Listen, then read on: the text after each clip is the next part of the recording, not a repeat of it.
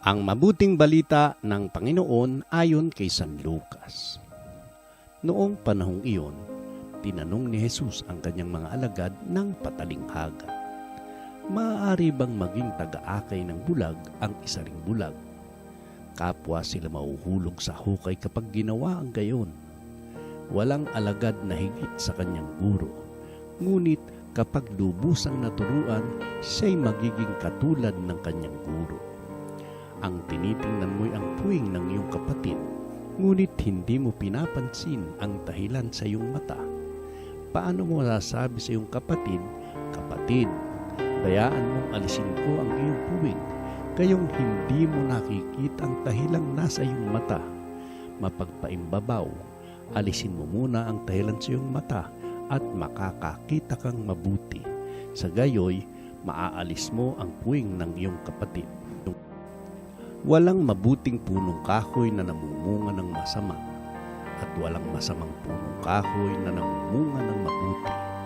Nakikilala ang bawat punong kahoy sa pamamagitan ng kanyang bunga, sapagkat hindi nakapipitas ng igos sa puno ng aroma, at di rin nakapipitas ng ubas sa puno ng dawa.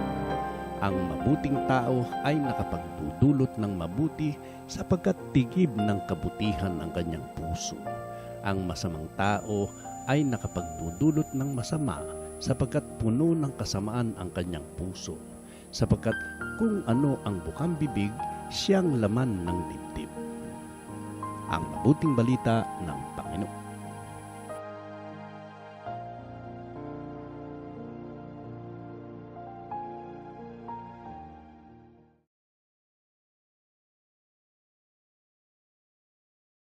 Mapagpala at mabiyayang araw po sa ating lahat, mga kapatid.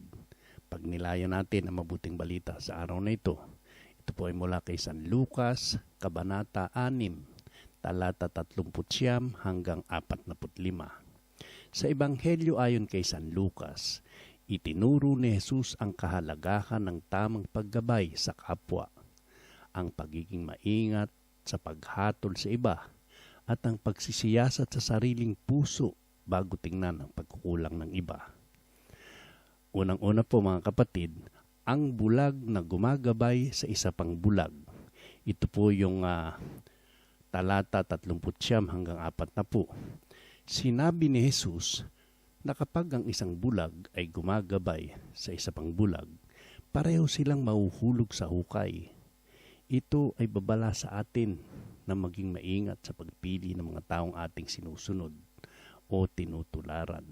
Sa ating pananampalataya, dapat tayong sumunod sa mga taong may malalim na pagkaunawa sa salita ng Diyos at hindi sa mga muling maling guro na maaring magdala sa atin sa kapahamakan. Ang pangalawa po, ang alikabok sa mata ng iba at ang troso sa sariling mata. Ito po yung talata 41 hanggang 42.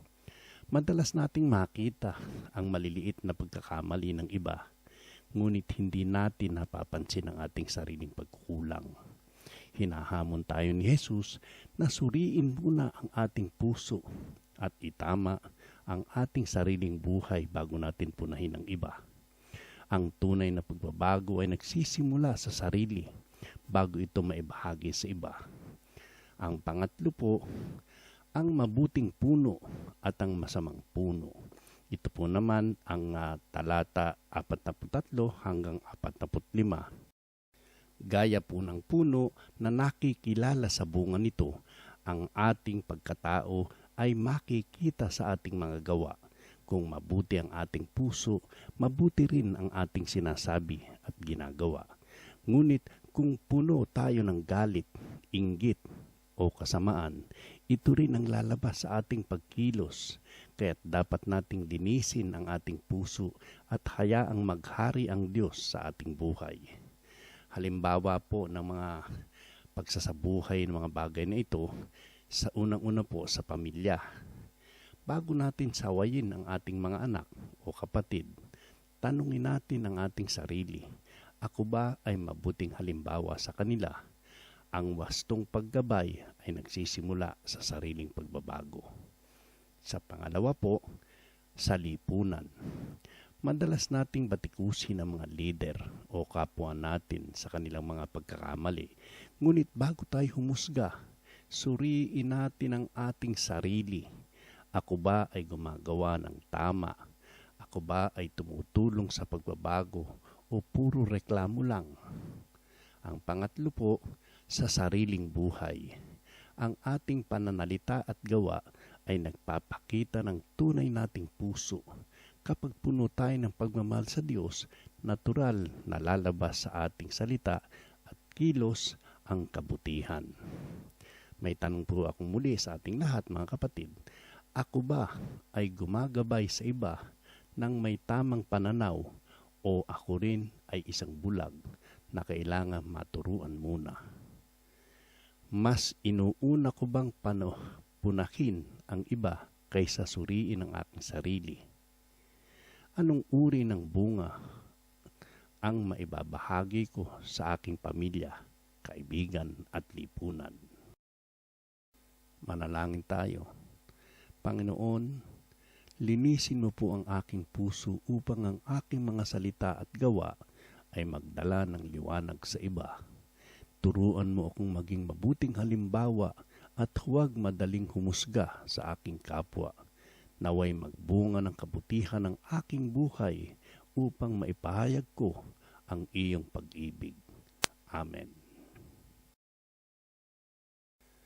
Ang ebanghelyong ito ay paalala sa atin na bago natin baguhin ang iba, baguhin muna natin ang ating sarili. Ang tunay na pananampalataya ay hindi lang sa salita, kundi sa gawa.